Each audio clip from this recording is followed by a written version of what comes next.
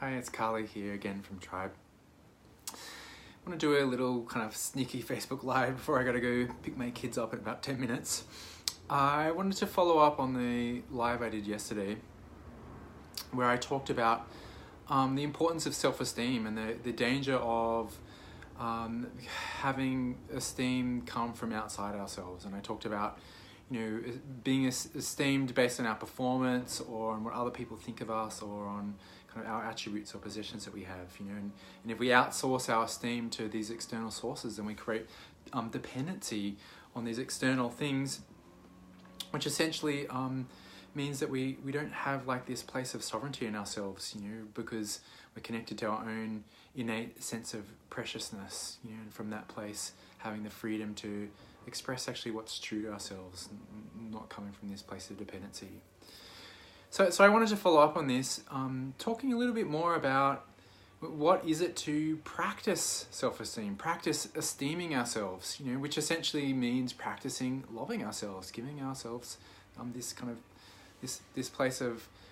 self-esteem, connecting to our own internal sense of preciousness, such that we're not dependent on external sources to do this. And this is something that I just want to keep getting better and better at practicing myself, because it creates freedom and creative expression. So I think the first and most important thing about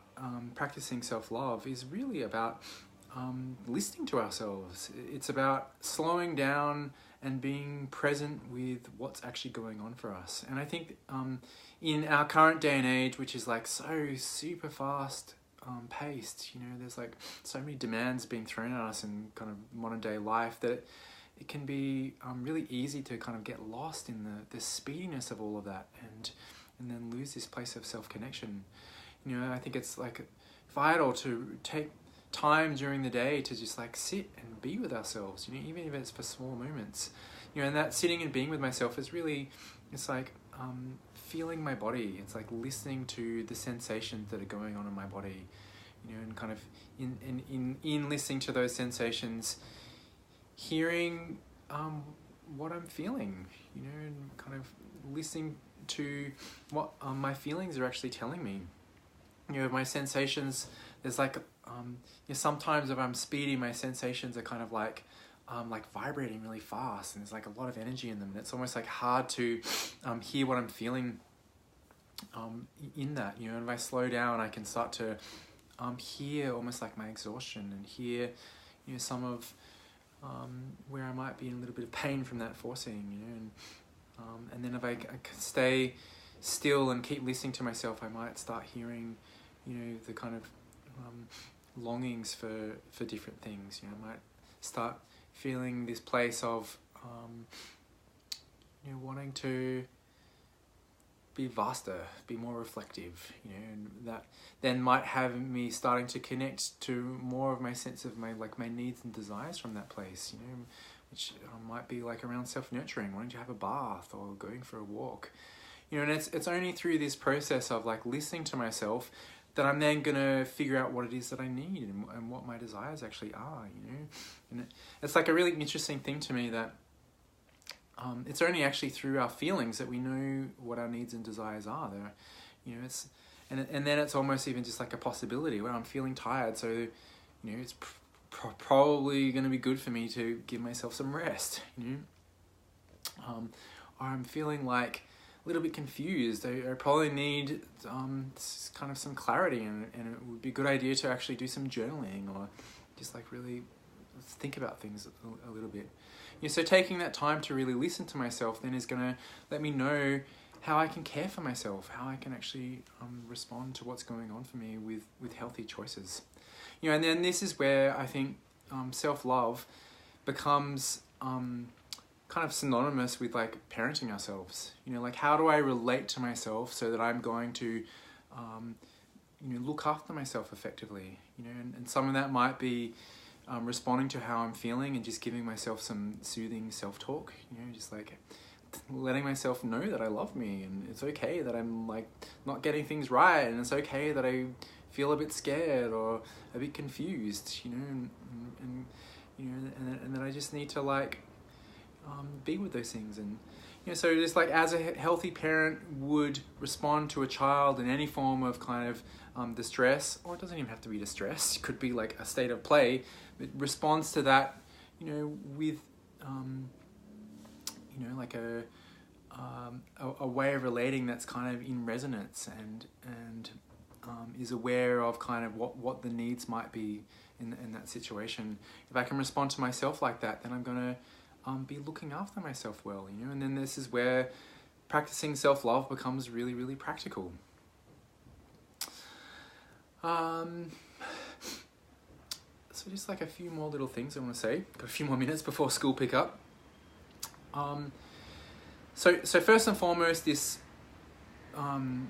listening to ourselves, I think, is like the most important part of all of this.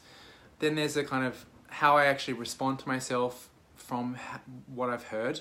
and some of that response, I think, self-talk is a important part of that, and that can start to look like affirmations. Like I can start to tell myself that I'm beautiful and I love myself and so on. One thing I think is important here is just being in resonance with ourselves. Like I think quite often we can have self-talk, and it's like in saying that self-talk, there might be some kind of tightening. It's like I don't fully believe it or something like that. I might say to myself, hey Carly, you're beautiful, and a part of me might be like present to all the ways in which I like don't feel that, and then if I'm like in that process of listening to myself, then I can be responsive to that, and not kind of like force it, and actually like hear where there might be some dissonance in how I'm actually responding to myself and being in this process of relating to myself. I think there's also just an aspect of like in the practice of self-love, how we give ourselves like warmth, like there's like an emotional warmth to the quality of love, right? So can I project that sense of warmth to myself, and have kind of self-compassion, and I think self-compassion, there's I can't remember the lady, but there's a woman with a bunch of great talks around self-compassion, and she frames it quite a lot as like just having that sense of warmth to ourselves. If I can project that warmth, where it's kind of like a soothing sense of warmth, it's almost like where I'm holding myself. And sometimes in self-love I might do this, like I might just put my hands on my body and just like feel this place of like I've got me, I love me, and it's okay whatever's going on, and I'm perfect as I am, even as there's all these places that I can get better at and improve at. And I think this is just like such a actually an amazing practice. I just like when you're doing all of these things, reference a video from yesterday, I think it makes such a big difference. The final reference I want to put in here is there's a book I read a few years ago called Love Yourself Like Your Life Depends on It. And I love the title because I actually think our lives do depend on the quality of love that we have for ourselves. And this book had this suggestion of just like almost like having this kind of constant repetition of just telling ourselves that we love ourselves, I love you, I love you, I love you, I love me, I love me, I love me, and just like turning that into a habit. And it kind of feels weird to start with, and and I think it is important to do it in a way that's kind of still acknowledges where we have imperfection, and we can have healthy shame about places that we want to get better at, but I can still love myself in those places. And this book I think articulates this quite well, and it's my experience too of like in creating this kind of field of self-love that has us really relaxing into being okay exactly as we are, including where we want to get better. It's almost like that field of self-warmth, and that field of listening to ourselves and talking to ourselves with kindness and generosity. It kind of almost like starts to